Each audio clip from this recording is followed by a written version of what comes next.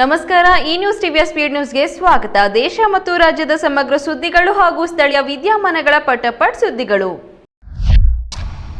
ಬಳ್ಳಾರಿಯಿಂದ ಬೆಂಗಳೂರಿಗೆ ಬರುತ್ತಿದ್ದ ಹಂಪಿ ಎಕ್ಸ್‌ಪ್ರೆಸ್ ರೈಲಿನಲ್ಲಿ ಶಾರ್ಟ್ ಸರ್ಕ್ಯೂಟ್ನಿಂದ ಬೆಂಕಿ ಕಾಣಿಸಿಕೊಂಡಿದ್ದು ತಕ್ಷಣ ನಂದಿಸಲಾಗಿದೆ.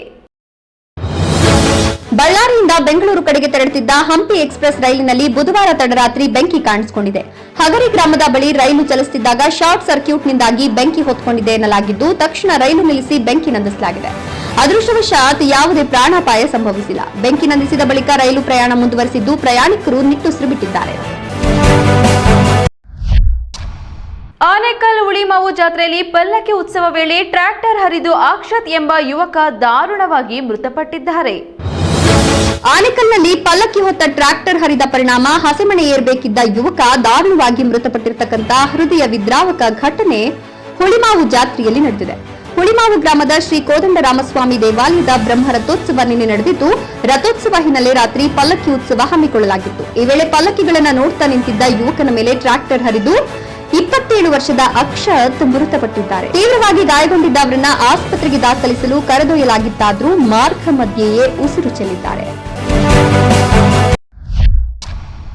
ಚಿಕ್ಕಮಗಳೂರಿನಲ್ಲಿ ಪತಿ ಸಾವನ್ನಪ್ಪಿರುವುದು ತಿಳಿಯದೆ ಮಾನಸಿಕ ಅಸ್ವಸ್ಥತೆಯಿಂದ ಬಳಲುತ್ತಿದ್ದ ಪತ್ನಿ 10 ದಿನಗಳ ಕಾಲ ಶವದ ಪಕ್ಕದಲ್ಲೇ ಕಳೆದ ಮನಕಲುಕುವ ಘಟನೆ ನಡೆದಿದೆ. ಚಿಕ್ಕಮಗಳೂರು ಜಿಲ್ಲೆಯ ಮೂಡಿಗೆರೆ ತಾಲೂಕಿನ ಕೊಟ್ಟಿಗೆಹಾರದಲ್ಲಿ ಮನಕಲುಕುವ ಘಟನೆಯೊಂದು ಬೆಳಕಿಗೆ ಬಂದಿದೆ. 77 ವರ್ಷದ ಸಿರಿಲ್ ಮೋನಿಸ್ ಅನ್ನೋರು ಅನಾರೋಗ್ಯದಿಂದ ಮಲಗಿದ್ದಲ್ಲೇ ಮೃತಪಟ್ಟಿದ್ದಾರೆ. ಆದರೆ ಅವರ ಪತ್ನಿ ಮಾನಸಿಕ ಅಸ್ವಸ್ಥತೆಯಿಂದ ಬಳಲುತ್ತಿದ್ದ ಕಾರಣ ಪತಿ ಸಾವನ್ನಪ್ಪಿರೋದು ಅವರಿಗೆ ತಿಳಿದೇ ಇರಲಿಲ್ಲ. ಸುಮಾರು 10 ದಿನಗಳ ಕಾಲ ಅವರು ಕೊಳೆತು ಹುಳ ಹಿಡಿದಿದ್ದ ಪತಿಯ ಶವದ ಪಕ್ಕದಲ್ಲೇ ಕಾಲ ಕಳೆದಿದ್ದಾರೆ.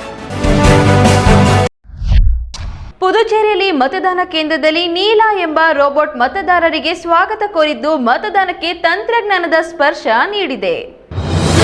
ಪುದುಚೇರಿಯಲ್ಲಿಂದು 2 ರಾಜ್ಯ ಹಾಗೂ 1 ಕೇಂದ್ರಾಡಳಿತ ಪ್ರದೇಶದಲ್ಲಿ ವಿಧಾನಸಭಾ ಚುನಾವಣೆ ನಡೆದಿದೆ.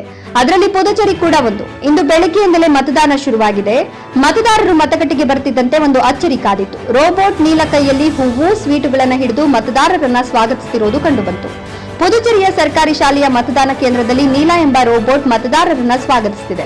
ಮತದಾನದ ಅನುಭವಕ್ಕೆ ತಂತ್ರಜ್ಞಾನದ ಟಚ್ ಸಿಕ್ಕಂತಾಗಿದೆ. ಕರ್ನಾಟಕದ ಗಿರಿ ಶ್ರೇಣಿಯಲ್ಲಿ ಚಾರಣಿಗರ ಸುರಕ್ಷತೆಗಾಗಿ ಅರಣ್ಯ ಇಲಾಖೆ ಕಟ್ಟುನಿಟ್ಟಿನ ನಿಯಮ ಜಾರಿಗೆ ತರಲು ಮುಂದಾಗಿದೆ. ಕರ್ನಾಟಕದ ಗಿರಿ ಶ್ರೇಣಿಗಳಲ್ಲಿ ಚಾರಣಕ್ಕೆ ಹೋಗುವವರ ಸುರಕ್ಷತೆಯನ್ನು ಖಚಿತಪಡಿಸಲು ಅರಣ್ಯ ಇಲಾಖೆಯು ಕಟ್ಟುನಿಟ್ಟಿನ ನಿಯಮಗಳನ್ನು ಜಾರಿಗೆ ತರಲು ಮುಂದಾಗಿದೆ. ಚಂದ್ರದ್ರೋಣ ಪರ್ವತ ಶ್ರೇಣಿ ಮತ್ತು ಕೊಡಗಿನ ತಡಿಯಂಡಮೋಳ್ನಲ್ಲಿ ಇತ್ತೀಚೆಗೆ ಚಾರಣಿಗರು ನಾಪತ್ತೆಯಾದ ಆತಂಕಕಾರಿ ಪ್ರಕರಣಗಳ ಹಿನ್ನೆಲೆಯಲ್ಲಿ ಸಚಿವ ಈಶ್ವರ್ ಖಂಡ್ರೆ ಅವರು ದೇಶಕ್ಕೆ ಮಾದರಿಯಾಗುವಂತಹ ಪ್ರಾಮಾಣಿಕ ಕಾರ್ಯವಿಧಾನ ರೂಪಿಸಲು ಪ್ರಧಾನ ಮುಖ್ಯ ಅರಣ್ಯ ಸಂರಕ್ಷಣಾಧಿಕಾರಿಗಳಿಗೆ ಸೂಚನೆ ನೀಡಿದ್ದಾರೆ. ಜಾರ್ಖಂಡ್ನಲ್ಲಿ ಕಲ್ಲಿದ್ದಲು ಟ್ರಕ್ ಸ್ಕಾರ್ಪಿಯೋಗೆ ಡಿಕ್ಕಿ ಹೊಡೆದು ಒಂದೇ ಕುಟುಂಬದ 4 ಸಾವನ್ನಪ್ಪಿದ್ದಾರೆ. ಜಾರ್ಖಂಡ್ನಲ್ಲಿ ಕಲ್ಲಿದ್ದಲು ಟ್ರಕ್ ಸ್ಕಾರ್ಪಿಯೋಗೆ ಡಿಕ್ಕಿ ಹೊಡೆದ ಪರಿಣಾಮ 4 ಸಾವನ್ನಪ್ಪಿರುವ ಘಟನೆ ಜಾರ್ಖಂಡ್ನಲ್ಲಿ ನಡೆದಿದೆ. ಜಾರ್ಖಂಡ್ನ ಧನ್ಬಾರ್ನಲ್ಲಿ ಕಲ್ಲಿದ್ದಲು ತುಂಬಿದ ಟ್ರಕ್ ಒಂದು ನಿಯಂತ್ರಣ ಕಳೆದುಕೊಂಡು ಡಿವೈಡರ್ಗೆ ಡಿಕ್ಕಿ ಹೊಡೆದು ಬಳಿಕ ವಿರುದ್ಧ ದಿಕ್ಕಿಗೆ ಬಂದ ಸ್ಕಾರ್ಪಿಯೋಗೆ ಡಿಕ್ಕಿ ಹೊಡೆದ ಪರಿಣಾಮ ಒಂದೇ ಕುಟುಂಬದ 4 ಮೃತಪಟ್ಟಿದ್ದಾರೆ. ಕಾರು ಸಂಪೂರ್ಣವಾಗಿ ನಜ್ಜುಗುಜ್ಜಾಗಿದೆ. ಅಪಘಾತದ ಬಳಿಕ ಟ್ರಕ್ ಕೂಡ ಮಗುಚಿ ಬಿದ್ದಿದ್ದು ಕಲ್ಲಿದ್ದಲು ರಸ್ತೆ ತುಂಬಾ ಹರಡಿತ್ತು. ಚಾಮರಾಜನಗರದಲ್ಲಿ ಹುಲಿ ಹಿಡಿಯಲು ಇಟ್ಟಿದ್ದ ಬೋನಿಗೆ ಚಿರತೆ ಸಿಕ್ಕಿದ್ದು ಗ್ರಾಮಸ್ಥರಲ್ಲಿ ಆತಂಕ ಹೆಚ್ಚಾಗಿದೆ. ಚಾಮರಾಜನಗರದಲ್ಲಿ ಹುಲಿ ಸೆರೆಗೆ ಇಟ್ಟಿದ್ದ ಬೋನ್ನಲ್ಲಿ ಚಿರತೆ ಬಂದು ಲಾಕ್ ಆಗಿದೆ. ಚಾಮರಾಜನಗರ ಜಿಲ್ಲೆ ಗುಂಡ್ಲುಪೇಟೆ ತಾಲೂಕಿನ ಪಡಗೂರು ಗ್ರಾಮದ ಬಳಿ ಇತ್ತೀಚೆಗೆ ಹುಲಿ ಕಾಣಿಸಿಕೊಂಡಿತ್ತು. ಹೀಗಾಗಿ ಸುತ್ತಮುತ್ತಲಿನ ಜನ ಆತಂಕಗೊಂಡಿದ್ದು ಕೂಡಲೇ ಅರಣ್ಯ ಇಲಾಖೆಗೆ ಮಾಹಿತಿ ನೀಡಿದರು. ಹೀಗಾಗಿ ಅರಣ್ಯ ಇಲಾಖೆಯವರು ಬಂದು ಗ್ರಾಮದ ಬಳಿ ಹುಲಿ ಸೆರೆ ಹಿಡಿಯಲು ಬೋನು ಇಟ್ಟಿದ್ರು. ಆದ್ರೆ ಅಚ್ಚರಿ ಎಂಬಂತೆ ಆ ಬೋನಿಗೆ 4 ವರ್ಷದ ಚಿರತೆ ಬಂದು ಬಿದ್ದಿದೆ. ಬೆಂಗಳೂರಿನಲ್ಲಿ ಡೆಲಿವರಿ ಬಾಯ್ನ ಬೆದರಿಸಿ 49,000 ರೂಪಾಯಿ ದೋಚಿದ ಪ್ರಕರಣ ಬೆಳಕಿಗೆ ಬಂದಿದೆ.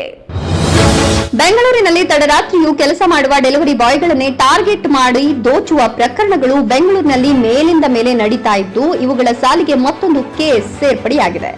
ನಗರದ ನೆಕ್ಸಸ್ ಮಾಲ್ ಬಳಿ ನಿಂತಿದ್ದ 19 ವರ್ಷದ ಡೆಲಿವರಿ ಬಾಯ್ನ ಬೆದರಿಸಿರುವ 3 ಮಂದಿಯ ಗುಂಪು ಆನ್ಲೈನ್ ಮೂಲಕ 49,000 ರೂಪಾಯಿ ಹಣವನ್ನು ವರ್ಗಾಯಿಸಿಕೊಂಡಿರುವ ಬಗ್ಗೆ ದೂರು ದಾಖಲಾಗಿದೆ.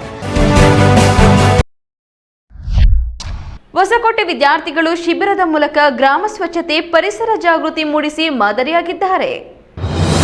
ಹೊಸಕೋಟೆ ಸರ್ಕಾರಿ ಕಾಲೇಜು ವಿದ್ಯಾರ್ಥಿಗಳಿಂದ ಮುಗಬಾಳ ಗ್ರಾಮದಲ್ಲಿ 7 ದಿನಗಳ ಎನ್ಎಸ್ಎಸ್ ವಿಶೇಷ ಶಿಬಿರ. ಶ್ರಮದಾನದ ಮೂಲಕ ಗ್ರಾಮದ ರಸ್ತೆ, ದೇವಾಲಯ ಹಾಗೂ ಶಾಲಾವರಣ ಸ್ವಚ್ಛಗೊಳಿಸಿ ಮಾದರಿಯಾದ ಯುವಶಕ್ತಿ. ಕೆರೆಯಲ್ಲಿ ಬೋಟಿಂಗ್ ಹಾಗೂ ಗಿಡ ನೆಡುವ ಮೂಲಕ ಜಲ ಸಂರಕ್ಷಣೆ ಮತ್ತು ಪರಿಸರ ಜಾಗೃತಿ ಮೂಡಿಸಿದ ವಿದ್ಯಾರ್ಥಿಗಳು. ಕೆರೆಯಲ್ಲಿ ಬೋಟಿಂಗ್ ಹಾಗೂ ಗಿಡ ನೆಡುವ ಮೂಲಕ ಜಲ ಸಂರಕ್ಷಣೆ ಮತ್ತು ಪರಿಸರ ಜಾಗೃತಿ ಮೂಡಿಸಿದ ವಿದ್ಯಾರ್ಥಿಗಳು ಈ ಮಧ್ಯೆ ಬೀದಿ ನಾಟಕಗಳ ಮೂಲಕ ಪ್ಲಾಸ್ಟಿಕ್ ನಿರ್ಮೂಲನೆ ಹಾಗೂ ಹೆಣ್ಣು ಮಕ್ಕಳ ಶಿಕ್ಷಣದ ಕುರಿತು ಜನರಲ್ಲಿ ಅರಿವು ಮೂಡಿಸಲಾಯಿತು. ಸಾಂಸ್ಕೃತಿಕ ಕಾರ್ಯಕ್ರಮಗಳ ಮೂಲಕ ಗ್ರಾಮಸ್ಥರಿಗೆ ಮನೋರಂಜನೆ ಕೂಡ ಕೊಡಲಾಯಿತು. ವಿದ್ಯಾರ್ಥಿಗಳ ಸಾಮಾಜಿಕ ಸೇವೆಗೆ ಈ ಸಂದರ್ಭದಲ್ಲಿ ಗ್ರಾಮಸ್ಥರು ಶ್ಲಾಘನೆ ವ್ಯಕ್ತಪಡಿಸಿದರು. ಜಾಂಬಿ ಡ್ರಗ್ ಎಂಬ ಮಾದಕ ವಸ್ತು ಬಳಕೆಯಿಂದ ಯುವಕರು ಅಸಹಜವಾಗಿ ವರ್ತಿಸುತ್ತಿರುವ ವಿಡಿಯೋಗಳು ವೈರಲ್ ಆಗಿದ್ದು ಆತಂಕ ಹೆಚ್ಚಾಗಿದೆ. ಇತ್ತೀಚೆಗೆ ಸಾಮಾಜಿಕ ಜಾಲತಾಣದಲ್ಲಿ ಕೆಲ ವಿಡಿಯೋಗಳು ವೈರಲ್ ಆಗ್ತಿವೆ. ಲೋಕದ ಪರಿವೇ ಇಲ್ಲದೆ ನಿಂತಿದ್ದ ಕಡೆಯೇ ನಿಂತು ವಾಲಾಡ್ತಾ ಇರುವ ಯುವಕರ ವಿಡಿಯೋಗಳು ಸಾಮಾಜಿಕ ಜಾಲತಾಣದಲ್ಲಿ ವೈರಲ್ ಆಗ್ತಿವೆ. ಅವರ ಈ ಸ್ಥಿತಿಗೆ ಹೊಸದಾಗಿ ಬಂದಿರುವ ಜಾಂಬಿ ಡ್ರಗ್ ಕಾರಣ ಎನ್ನಲಾಗ್ತಿದೆ. ಜಾಂಬಿ ಡ್ರಗ್ ಮಾದಕ ವಸ್ತು ಸೇವಿಸದೆ ಹೀಗೆ ಯುವಕರು ನಿಂತಿದ್ದ ಕಡೆಯೇ ನಿಂತಿರ್ತಾರೆ. ಸಿನಿಮಾಗಳಲ್ಲಿ ಬರುವ ಜಾಂಬಿ ರೀತಿಯ ಸ್ಥಿತಿಗೆ ತಲುಪ್ತಾರೆ ಎನ್ನಲಾಗ್ತಿದೆ. ಈ ರೀತಿಯ ಮಾದಕ ವಸ್ತು ಬೆಂಗಳೂರಿಗೂ ಬಂದಿದೆ ಎಂಬ ಸುದ್ದಿಗಳು ಹರಿದಾಡ್ತಿವೆ. ಇದೀಗ ನಟ ನಿರ್ದೇಶಕ ದುನಿಯಾ ವಿಜಯ್ ಕೂಡ ಈ ಬಗ್ಗೆ ಮಾತನಾಡಿದ್ದಾರೆ. ಈ ನ್ಯೂಸ್ ಟಿವಿಯ ಸ್ಪೀಡ್ ನ್ಯೂಸ್ ಜೊತೆಗೆ ತಪ್ಪದೆ ವೀಕ್ಷಿಸಿ. ಈ ನ್ಯೂಸ್ ಟಿವಿಯ ಮುಖ್ಯ ಸಂಚಿಕೆ ರಾತ್ರಿ 8:30ಕ್ಕೆ.